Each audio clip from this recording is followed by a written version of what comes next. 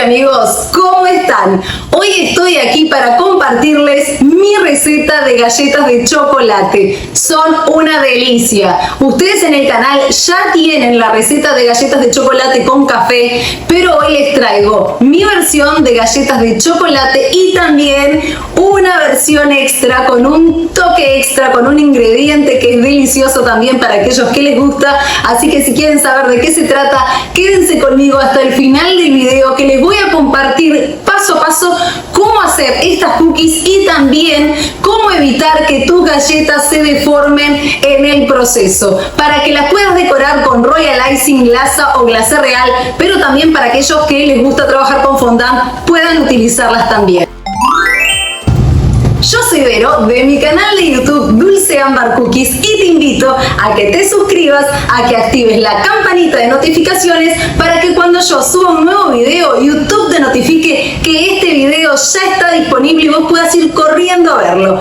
Hoy, como te dije al principio, vamos a hacer estas deliciosas galletas de chocolate. No te puedo explicar lo deliciosas que son, el aroma que tienen. No te la pierdas, tenés que hacerlas, y además te voy a mostrar cómo quedan estos bordes. No sé si ahí los podés estar viendo bien, así súper lisitos como lo viste al comienzo de la intro de este video, y que las puedas decorar con lo que vos quieras. Además de tener ingredientes extra, vas a lograr galletas que son perfectas para que las puedas decorar. Así que quédate conmigo y nos vamos a hacer juntos esta deliciosa receta. Vas a necesitar harina 4 ceros o de todo uso, azúcar glass en polvo o impalpable, manteca o mantequilla, huevos, cocoa o cacao, cerezas al marrasquino, que es opcional, extracto de chocolate opcional, vainilla y una pizca de sal. Me gusta comenzar a tamizar la harina para ya tenerla lista para usar. Como les decía, esta harina 4 ceros es la harina refinada que no contiene agentes leudantes. Ahora voy a colocar en mi batidora el azúcar glass, azúcar impalpable, azúcar flor, como vos la conozcas. Y vamos a agregar la manteca. A mí me gusta cortarla en cubitos, tiene que estar en un punto pomada, pero si estás trabajando en un lugar que es muy caluroso, te recomiendo que la manteca esté fría. Voy a batir con una lira, con el batidor plano, para no incorporar aire a la masa. Comenzamos a una velocidad baja si no queremos una nube de azúcar glass en nuestra cocina, y luego vamos a aumentar a velocidad media. Y necesitamos que esto quede así, bien cremado, que nuestros ingredientes estén bien integrados, emulsionados, y vamos a agregar la pizca de sal y vamos a continuar batiendo. Como siempre les cuento, hay distintos métodos de hacer este estilo de masa sablé. Ahora vamos a agregar 2 huevos. Yo utilicé exactamente 120 gramos y le vamos a agregar a los huevos el extracto de chocolate y el extracto de vainilla. Asegúrate siempre que los ingredientes sean de buena calidad. Vamos a mezclar todo esto un poquito y lo vamos a agregar a nuestra preparación y vamos a continuar batiendo en una velocidad media. Siempre comienzo con una velocidad bajita y después voy aumentando. Así los ingredientes se van mezclando, emulsionando de forma correcta. Y como te estaba comentando hace un ratito, yo lo que utilizo es el método de cremado, porque estamos emulsionando, es decir, que estamos mezclando todos los ingredientes, y por último vamos a agregar los ingredientes secos, como son el cacao, que lo estoy agregando en este momento, y la harina. El cacao también es conocido como cocoa o cacao alcalinizado. Es el cacao en polvo sin azúcar. Lo que buscamos con este procedimiento es no activar el gluten. Siempre corrobora que todo esté bien mezclado y que el azúcar quede bien incorporada a la manteca, así como los otros ingredientes. Podés ver acá cómo queda esta preparación. No te imaginas ya el aroma que tiene. Es una delicia y están perfectamente emulsionados, están perfectamente integrados. Y por último, ahora sí, vamos a agregar la harina. A mí me gusta agregarla en 2 partes. Pero por favor, cuando la harina esté perfectamente incorporada a los ingredientes, deja de batir. ¿Por qué? Porque las galletas se deforman justamente cuando activamos el gluten. Ahora viene el ingrediente opcional. Este ingrediente que a mí me encanta, que son las cerezas al marrasquino. Y ya con esta receta tenés 2 opciones para hacer estas deliciosas cookies. Y como te venía explicando, el gluten se activa cuando la harina está hidratada y la comenzamos a amasar. Eso es lo que sucede y nosotros no queremos que acá suceda esto, a diferencia de cuando hacemos panes, que sí queremos que eso suceda. Entonces, no mezclemos en exceso, así evitamos la deformación de nuestras cookies.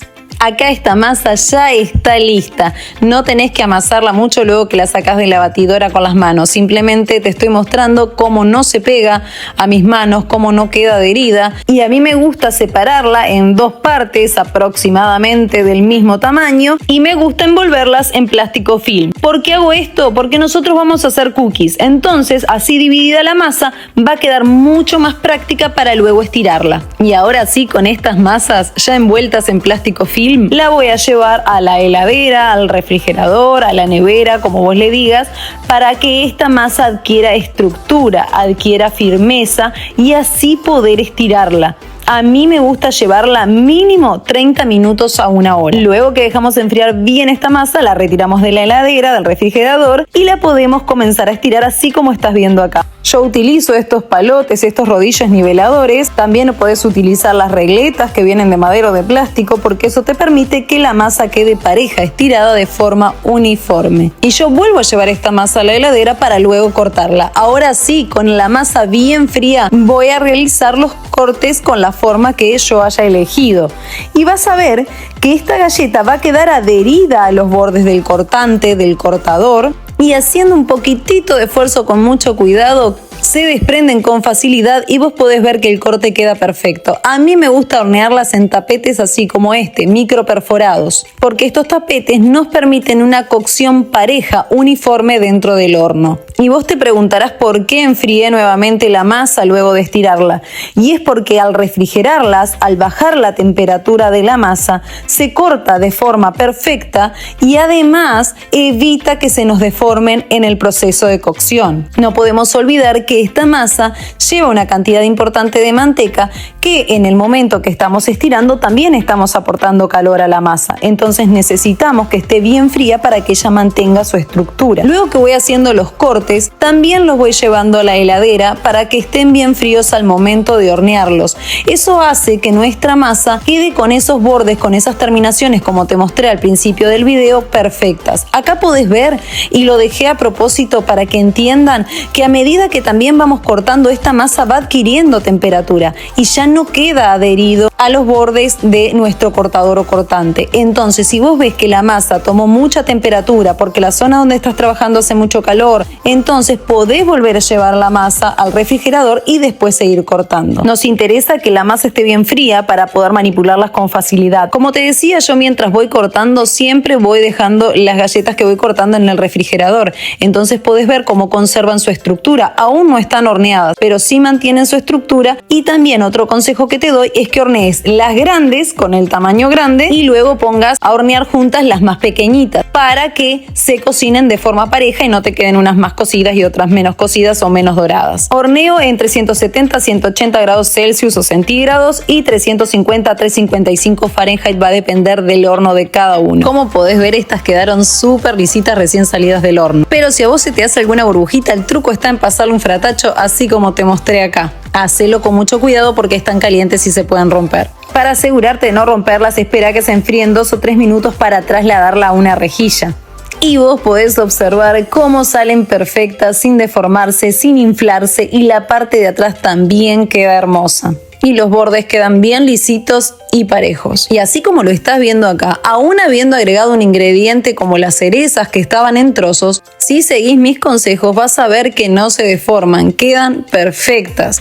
Eso sí, muchas veces pasa que al estirar en exceso la masa, demasiadas veces la masa de esos pedacitos que nos van sobrando, la masa en los costados, si no está muy fría y estiramos mucho, suele suceder que pueden quedar así un poquitito agrietados, pero es mínimo. Si siempre tenés el cuidado de dejar enfriar bien la masa para realizar los cortes y enfriar bien la masa que ya está estirada para que el gluten no se siga activando tanto. Recordá utilizar buenos ingredientes, la cantidad correcta de ingredientes y seguir todos los consejos que te di para obtener estas cookies perfectas. Si te gustó este video, no te olvides de darle like, suscribirte, compartirlo y activar la campanita para no perderte ninguno de mis videos. Bye bye.